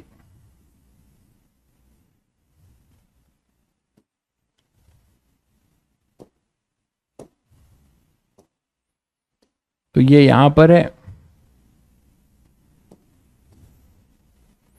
और यहां से यहां मूव कर रहा है 0 कॉमा ए, ठीक है, ए कॉमा 0 से 0 कॉमा ए ऐसे मूव कर रहा है, मास एम है इसका, क्लियर होगा। अच्छा 2013 का क्वेश्चन है, ओके, बहुत खोजी हो तुम लोग, बहुत खोजी हो भाई, फट से बता भी दिया तुम लोगों ने। तो सॉल्यूशन भी देख के ही बता रहे हो क्या, सॉल्यूशन भी देख के ही बता रहे हो या अपने से कर रहे हो, ये मत करना, ठीक है, मेरे साथ करो, इतना कॉन्सेप्ट बताया है, सब लोग समझ रहे हैं, इसको थोड़ा सा इसको थोड़ा सा आप जो है देखो मगर प्यार वाली जो ट्रक के पीछे लिखा होता है ना, देखो मगर प्यार से, तो उसी नजरिए से इसको देखो तो तुम्हें ये राहत देगा। कैसे, थोड़ा सा इसको रीअरेंज कर सकते हो, F इक्वल टू, इसमें से कॉमन ले लो, है ना, इसमें से कॉमन ले लो, और कॉमन क्या लोगे, x square plus y square का होल स्क्वायर कॉमन ले लो, x square plus y square common ले लो। तो जब ये कॉमन लोगे तो k अपॉन, मैं कह रहा हूं x square plus y square common ले लेता हूं, x square plus y square मैं यहां पे कॉमन ले लेता हूं। तो जैसे ही कॉमन लूंगा यहां पे क्या आ जाएगा, एक्स आई कैप, और यहां क्या बचेगा, under root x square plus y square, ठीक है, और plus y upon under root x square plus y square, और ये बनेगा जे कैप, बोलो यही तो होगा। क्यूब कॉमन ले लूंगा, अच्छा हाँ, नहीं क्यूब क्यों, यहां पे 1/2 होगा और ये 1 होगा, क्यूब कैसे कॉमन लोगे, इसको मल्टीप्लाई करोगे तो 1 प्लस 1/2, तब तो 3/2 आएगा, ये सही है ना। यहां से आप x square plus y square common लोगे तो आपके पास ये बनेगा क्या, इसको मल्टीप्लाई करोगे तो 3/2 तब बनेगा ना, क्यूब कैसे कॉमन लोगे, ठीक है। अच्छा ये बात सभी बच्चे देख पा रहे हैं कि ये कौन सा वेक्टर है,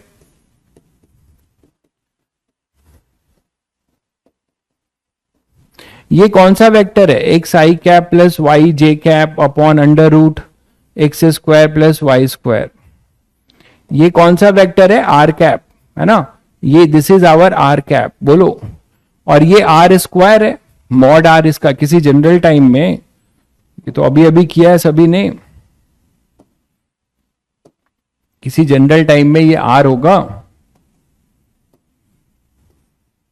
ये एक्स कॉमा वाई ले रहे हो, है ना, तो ये अपने पास आर वेक्टर होगा और ये मॉड आर हो जाएगा, मॉड आर की वैल्यू क्या हो जाएगी, x square plus y square का अंडर रूट, तो ये आर स्क्वायर क्या होगा, x square plus y square, तो इसको आप आर स्क्वायर लिख सकते हो, इसको आर कैप।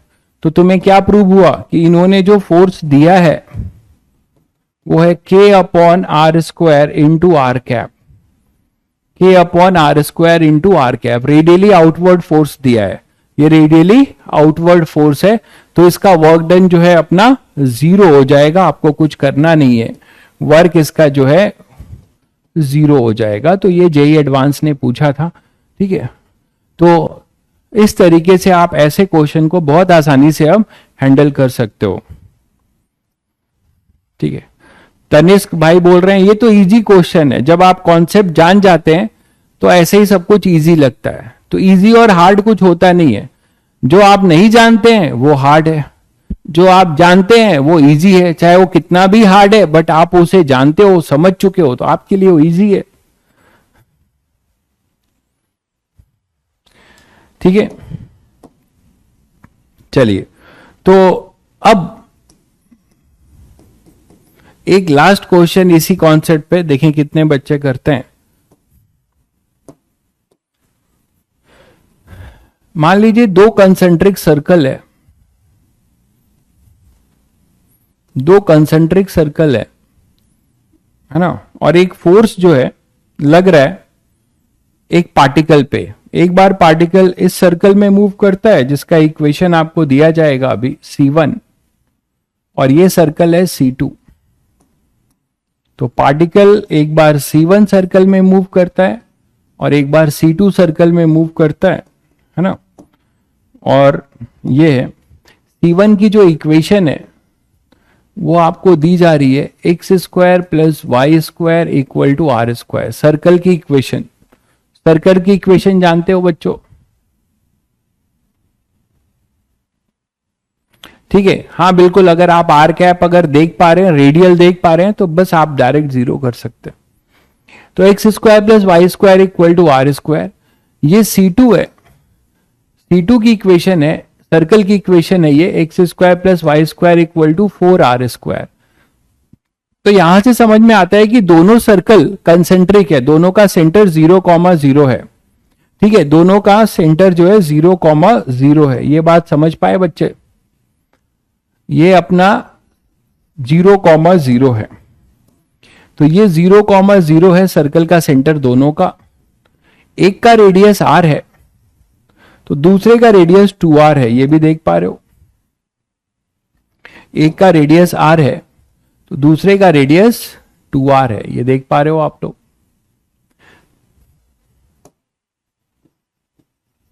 ठीक है, अब एक पार्टिकल को मूव कराया जा रहा है, a particle is moving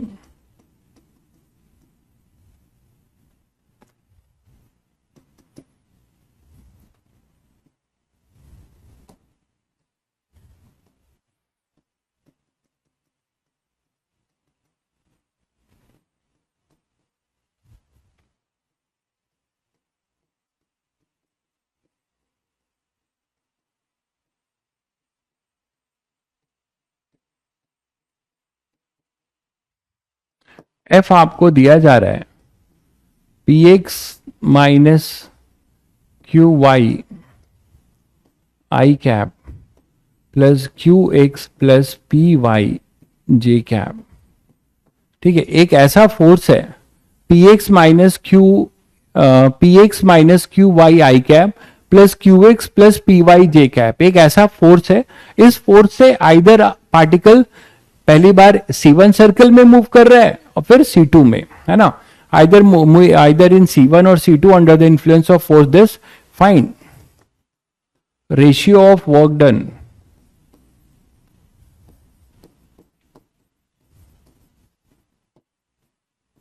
bye F, है ना, find ratio of work done bye F in C1 and C2। तो जब ये फोर्स C1 पे लग रहा था तब इसका रेशियो क्या होगा, और जब ये C2 पे लग रहा था तो क्या होगा।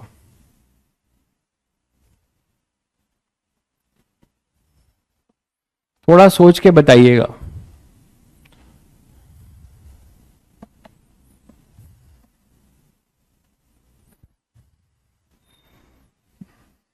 आपके लिए चॉकलेट क्वेश्चन है भाई। जो बच्चा इसका आंसर देगा वो अपना नंबर यहां सेंड करेगा। चॉकलेट की धनराशि जो है उसको यूपीआई के थ्रू, मतलब मेरे थ्रू भेंट की जाएगी। चलिए, मौका मिला है आपको। अब वो चॉकलेट कितने का होगा ये नहीं पता, लेकिन चलिए देखें, जो सही बताएगा, सोच लीजिए थोड़ा सा।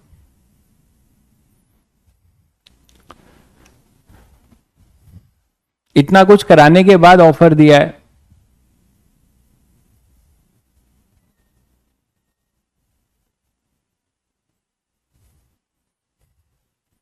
एक बच्चे को मिल भी चुका है, मतलब आपके बैच में नहीं। भाई केवल नंबर भेज रहा है।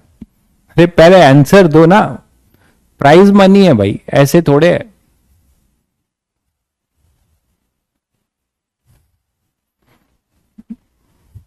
रिपीटर बैच में एक बच्चे को मिल भी चुका है, उसने काफी बहुत अच्छे क्वेश्चन का आंसर दिया था। 1/2 1:2 अभिलेख ने लिखा है।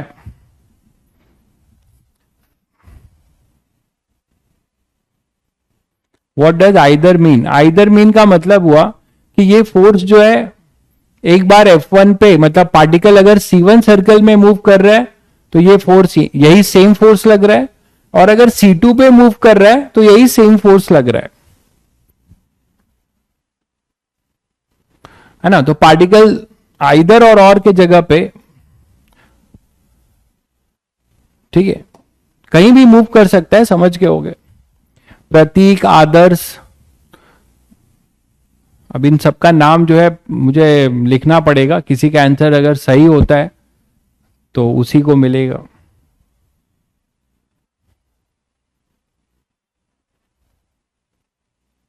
चलिए करते हैं बच्चों। अब यहां पे देखो, यहां देख के नहीं समझ में आ रहा है कि सर यहां पे तो नहीं पता चल रहा है कौन रेडियल है कौन नहीं है। तो थोड़ा सा इसको आपको अपना प्रेजेंस ऑफ माइंड खटाना था, है ना। थोड़ा आपको, मान लो हम इतना कुछ बता दिया और यही इसी कॉन्सेप्ट पे एडवांस में ऐसा क्वेश्चन आ गया, ठीक है। अब मैं कमेंट देखकर ही बता पाऊंगा कि कितने बच्चों ने जो है सही आंसर दिया है। 1/2 और 1:4 यही चल रहा है आंसर। चलिए देखते हैं। तो F जो होगा, F को मैं लिखने जा रहा हूं थोड़ा सा रीअरेंज करके। कैसे लिख रहा हूं? एक्स कोऑर्डिनेट को एक साथ लिख रहा हूं, तो मतलब P x i cap, x वाले को एक साथ लिख रहा हूं, वाई वाले को अलग लिख रहा हूं। एक्स वाले को एक साथ लिख रहा हूं और वाई वाले को अलग लिख रहा हूं,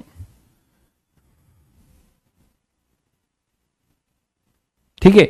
तो यहां पर अपने पास आ जाएगा, नहीं मतलब P वाले को एक साथ लिख रहा हूं, P कॉमन लिया, यहां पे आएगा x i cap plus y j cap, x i cap plus y j cap, ऐसा लिख सकता हूं? बताओ। P x i cap plus y j cap, P common ले लिया। अब यहां आ जाओ, प्लस यहां पे अगर मैं Q को लेता हूं, Q को कॉमन लेता हूं, तो Q को कॉमन लूंगा तो मुझे मिलेगा minus y i cap plus x j cap, minus y i cap plus x j cap, minus y i cap plus x j cap. ये क्लियर है? ठीक है। तो P हमें ये मिला और Q, मतलब मैंने थोड़ा रीअरेंज कर दिया। अब मैं और क्या करने जा रहा हूं, ध्यान से देखो। मैं और क्या करने जा रहा हूं, मैं जो है इसमें अंडर रूट से मल्टीप्लाई और डिवाइड कर रहा हूं। मैं अंडर रूट से इसको मल्टीप्लाई और डिवाइड कर रहा हूं। तो अंडर रूट से मैं मल्टीप्लाई और डिवाइड करूं,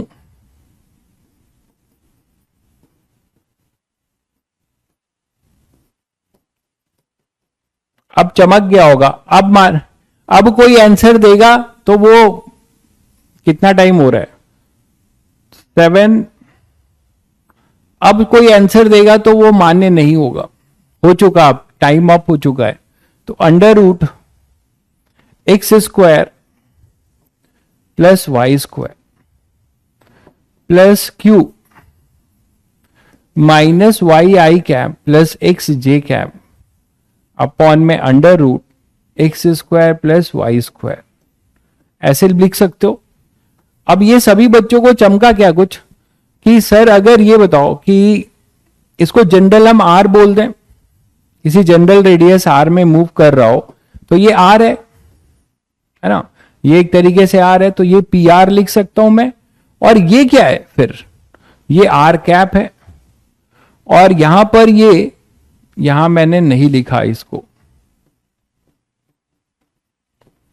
और यहां पे मैं इसको q r into theta cap, है ना, p r r cap. Clear है बच्चों? तो p r r cap plus q r theta cap, यहां तक क्लियर है सभी को? P r r cap plus q r theta cap, ये थीटा कैप हो जाएगा। अब तो समझ गए होगे। इसका मतलब ये कॉम्बिनेशन है, इसका एक कंपोनेंट रेडियल है और दूसरा कंपोनेंट टेंजेंशियल है। एक कंपोनेंट आपका इसका रेडियल है और दूसरा कंपोनेंट टेंजेंशियल है। मजा आया? तो यहां पर ये कंपोनेंट आपका रेडियल है, रेडियल कंपोनेंट है,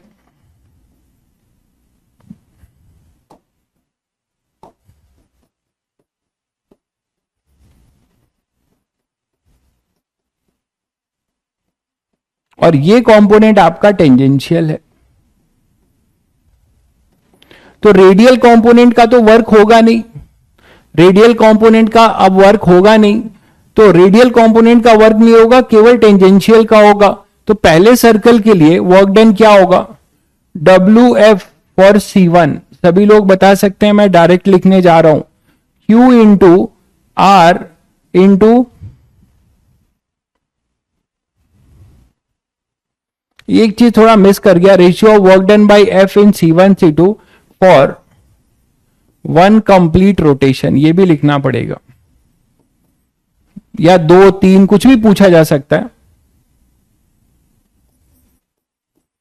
1 कंप्लीट रोटेशन अब कंप्लीट हुआ, तो इसको आप यहां पे क्या करोगे, 2 पाई, है ना, तो डिस्प्लेसमेंट कितना हो जाएगा, 2 पाई।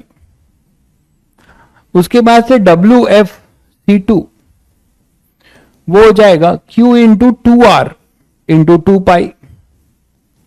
तो इनका जो रेशियो होगा, तो बहुत बच्चों ने आंसर शायद सही दिया था, ये हो जाएगा अपने पास 1/2। बट गेम जो है, बहुत बच्चों ने आंसर सही दिया था इसका। अब मुझे ये देखना पड़ेगा कि मुझे, अब तो मेरा लेक्चर है, नहीं तो मैं अभी देखता कि किसने पहला सही आंसर दिया है, टाइमिंग ऑफ कमेंट से पता चल जाता। तो अगली बार ऐसा गेम खेलेंगे तो इस चीज का ध्यान रखूंगा। फिर भी मैं देखता हूं, अभी सभी फर्स्ट बोलेंगे मेरे भाई, सभी फर्स्ट बोलेंगे, फिर भी मैं देखता हूं, अगर मैं निकाल पाया तो मैं उससे नाम पूछूंगा, ठीक है। नहीं नहीं, क्यों नहीं भेजूंगा भाई, दिक्कत ये हो गई कि मैंने थोड़ा ये गेम सही से सेट नहीं किया, है ना, पता नहीं चला ना कि कौन पहले भेजा। लेकिन अच्छी बात है कि बहुत बच्चों ने इसका आंसर दिया है, बहुत बच्चों ने इसका आंसर सही दिया है। 1:2 आ रहा था और 1:4 आ रहा था, तो 1:2 वाला आंसर है। तो बच्चों ये बहुत भारी भरकम सवाल है, लेकिन आप इसको बहुत आसानी से आप कर सकते हो। तो सभी को दिख रहा है कि यहां पे रेडियस का जो रेशियो जा रहा है, ध्यान से सुनिएगा, जो रेडियस का रेशियो जा रहा है वही इसका वर्क डन का रेशियो होगा पूरे कंप्लीट रोटेशन के लिए, है ना। चलो ठीक है बच्चों, फिर आज के लिए इतना ही, है ना। आप SC वर्मा का क्वेश्चन डीपीपी, पहला डीपीपी आप सॉल्व कर लेना, आपका होमवर्क है। अभी तक में डीपीपी सॉल्व कर सकते हैं, डीपीपी 1। और आप एससीवी के क्वेश्चन जो कर सकते हैं वो कौन कौन से कर सकते हैं, 4, 5, 6, 7, 8, 9 करते करिएगा, देखिएगा कितना कर पा रहे हैं, 17। ठीक है, तो इतना अभी आप ट्राई करना, आज के लिए इतना ही है। अगले टर्न पे कुछ दिखेगा तो मैं आपको मॉड्यूल टिक करा दूंगा, है ना, मॉड्यूल टिक करा दूंगा।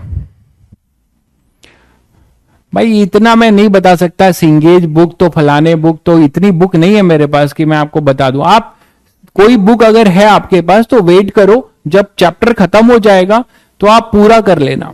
ठीक है, अगर कोई बुक, सबके पास डिफरेंट डिफरेंट बुक है, कोई कोचिंग का मटेरियल करना चाहता है तो उनको मैं यही सलाह दूंगा कि जब पूरा का पूरा चैप्टर कंप्लीट हो जाता है उसके बाद करिएगा। अगर वो, क्योंकि मिक्सअप है, अगर आप देख पा रहे हैं कि हमारे सर ने कहां तक पढ़ाया है, ये उतने कॉन्सेप्ट पे ही है, तो आप कर लीजिए। ठीक है, वो आपके ऊपर है। मेरे पास इतनी बुक नहीं है कि मैं आप सबको जो है यहाँ पे हर बुक का क्वेश्चन नंबर लिखूं। जो स्टैंडर्ड बुक है, मैंने बताया था आपको, इरोडोफ और एससीवी, यही मैं फॉलो करूंगा। तो एससीवी का मैं आपको देता जा रहा हूं, इरोडोफ का क्लास में कराता जा रहा हूं। ठीक है, तो बस यही है। ठीक है, चलो मिलता हूं।